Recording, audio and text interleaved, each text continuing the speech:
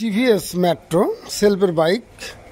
তো এই বাইকের প্রবলেম হলো এই বাইকের ব্যাটারি চার্জ হচ্ছে না রাত্রিবেলা। এখন কিন্তু এলইডি বাল্ব লাগানো আছে, যার জন্য কিন্তু ব্যাটারি চার্জ না হলে এই বাইকটি কিন্তু নিয়ে যেতে পারছে না। এখন যেহেতু এলইডি বাল্ব আছে, তো এই রেকটি বা ভোল্টেজ রেগুলেটর এটা কিন্তু চার্জ দিচ্ছে না। মোট কথা এখানে সংযোগের থেকে চার্জ দিচ্ছে না। তো আমরা এখানে কিন্তু বিকল্প একটা আপাতত একটা রেকটি লাগিয়ে দিলাম আর ইউনিট। এটা ডায়াং 80 বা হিরো স্প্লেন্ডার প্লাস এর যে রেকটিফায়ার থাকে ভোল্টেজ রেগুলেটর আর ইউনিট, এটা আমরা লাগিয়ে দিলাম। এই নিচে কিন্তু ইনপুট আর এই উপরে যেটা লাল এটা আউটপুট, অর্থাৎ এটাতে কিন্তু ভোল্টেজ ব্যাটারি চার্জ করার জন্য গেছে।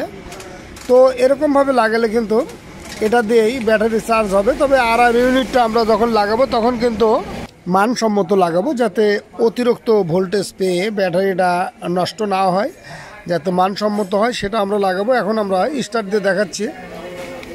তো এ পাশে যেটা আছে অরিজিনাল ভোল্টেজ রেগুলেটরে যেটা থাকে, এখানে কিন্তু একটা ইনপুট একটা আউটপুট অর্থাৎ হেডলাইটের জন্য আর একটা বডি, আর এখানে যে দুই তার থাকে এটার সঙ্গে এটা একটা ইনপুট হয় আর একটা আউটপুট হয়ে ব্যাটারি চার্জে চলে যায়, এছাড়া ইঞ্জিন সুইচে চলে যায়। তো এটা কিন্তু এইভাবে কাজ করে। আর আমরা যেহেতু বিকল্প সেটিং করে দিচ্ছি সেটা এভাবে দিলেই হবে। দাও স্টার্ট দাও, হর্ন বাজাও। এখন কিন্তু হেডলাইট জ্বলছে, হর্নও বাজছে। তো ঠিক এভাবে লাগাই দিলে কিন্তু কাজ করবে। আর যদি আমরা এটাই লাগাতে চাই তাহলে কিন্তু অরিজিনাল আর ইউনিট সেটিং করতে হবে, তখন এরকম কাজ করবে। দেখি এখন আমরা যদি এটা খুলে আবার অরিজিনাল যেভাবে থাকে সেটা লাগাই তখন কি হয় বা কি হচ্ছিল। তো আমরা অরিজিনাল যেভাবে থাকে সেভাবে লাগিয়ে দিয়েছি। এখন হর্ন বাজাও, হর্নও বাজতেছে না, লাইটও জ্বলতেছে না।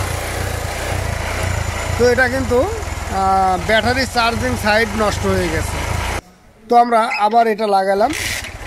তো এখন হর্ন বাজাও, লাইট দাও। তো যদি তাৎক্ষণিকভাবে আমরা কাজ করে দিতে চাই তখন কিন্তু এভাবেও আমরা কাজ করে দিতে পারবো, কোনো সমস্যা হবে না। ধন্যবাদ সকলকে, ভালো থাকুন, সুস্থ থাকুন।